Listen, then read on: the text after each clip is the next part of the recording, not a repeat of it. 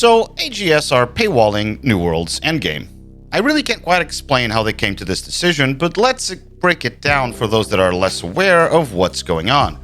New World is taking the endgame of the entire game and making you pay for it. How? Let's see, shall we? Looking at how the game is set up before the update hits, honestly the only true endgame activities, PvE-wise, are mutated expeditions, mostly to farm umbrals and gear. Get some level 10 mutations under your belt and fill your inventory with umbrals to upgrade any piece of gear you want to 625. That was really the endgame PvE content. Well, you know it was not great, but it was something. Now, with the Rise of the Angry Earth update, however, it's all gone. Let me explain. Gear upgradability is going away. You will no longer be able to do it at all. Every single level of gear score you level up must be from farming or maybe crafting those items. That's it. Gone will be the days of going to an area with a cool-looking breastplate for you, farm it with decent perks, and then upgrade it to 625 with umbral shards. It's all gone. Umbrals are pretty much worthless, salvageable for a 10-to-1 gold coin conversion. Now, farming better gear score items must be done in higher level areas because, as AGS explains it, higher difficulty content will yield higher tier rewards. So if you want that new magical number of a full 700 gear score total on your character, then the only way to get it is high and elite level mutations. Yeah, it's no longer numbers anymore. It will be intermediate, high, and elite difficulty mutated expeditions. But they are raising the weekly limit to 100 of them, so yay? The point here is, AGS are moving mutated expeditions to be included in the new update with this naming change. It will no longer be accessible to the non-DLC users. So in theory, 700 gear score is going to be unobtainable for those that can't or won't buy the new DLC. Why? Because they need to put as much behind it so you can justify buying it. But wait a minute. I'll still be able to go and farm artifact rarity gear, right? And they are 700 gear score, right? So I guess I can upgrade my gear that way? No. All artifact level gear are for DLC buyers only. This means unless you pay for the new expansion, you will not have access to the new highest level gear in the game. Sounds a hell of a lot like pay to win, doesn't it? To counter this, in PvP, they say gear will scale to 675 to balance out the math and make things fair. Yeah, if only the new artifact rarity gear didn't have more perks than the legendary ones. Right.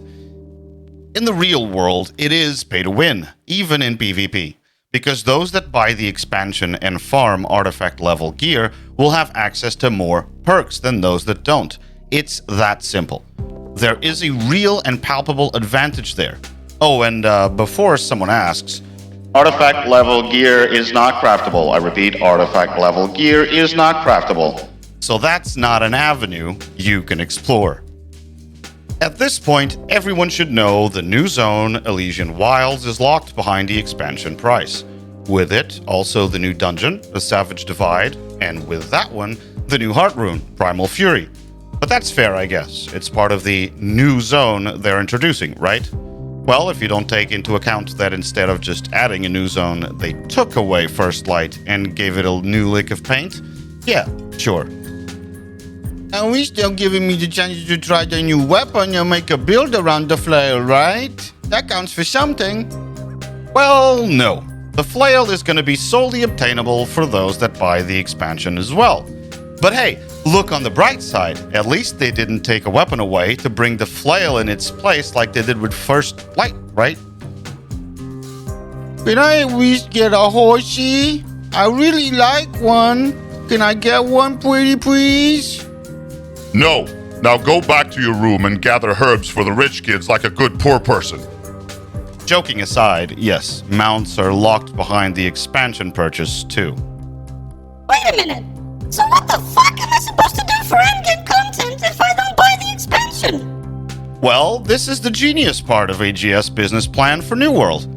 They want you to go get a job at one of their multiple warehouses, work in inhumane conditions for low pay, maybe make some deliveries as an Amazon delivery driver, piss on bottles and faint from heat exhaustion outside of the recipients of your packages, to then be able to afford the price of the new expansion and get your endgame back. It's all part of their new RPG questline for the real world. At this point, the question here is it worth it? Well, according to current gaming business rules, it doesn't matter. The gist of it is, the more invested you become in a game, the more likely you are to spend money on it. That's just a thing. You can almost guarantee that everyone near or around the endgame now will buy the expansion. If you have invested, say, 250 hours or more into this game, chances are you are buying the expansion. That's just a reality AGS and others can count on when making these decisions. And it's $30 because then the full price goes to $70, a full AAA game, including the initial purchase value. And before you come back like, Wait a minute! So what the fuck am I supposed to do for the endgame content if I don't buy the expansion? well, yes, Sherlock, that's the fucking point. They take it away from those cheap-ass half-game buying bastards they are leaving behind and make it exclusive for the ones that pay. Just use that sloshing piece of spaghetti for once here. They are taking away all the new content and all of the previous endgame and making you pay for it. Essentially, it's a question of charging for the endgame. It's brilliant. The first purchase you made, maybe 2 years ago on release, that was just for the tutorial, bro, and the early to mid-game experience. Now give us the rest of the $70 to enjoy the endgame. It's literally the best case of pay to win and pay to progress I have ever seen. As for me, personally, I'm buying it and playing it. I will buy and complete Season 3 just like I did with 1 and 2. There is no way AGS will make me pick up herbs for a living. I ain't no pool boy. I'm giving them my money because 1, I'm too invested in it with 1,000 hours in the game. Ironic, right? And 2, I still hope that they can make this one of the best, if not the best, MMO to ever exist. In some ways, it already is to me, and maybe this will bring it that closer to what I wish it could become. But if they fail, now, after this bullshit, I am gone. The one thing I will always demand from the gaming industry is to respect my money. The day you don't give me what I'm paying for, I'm out.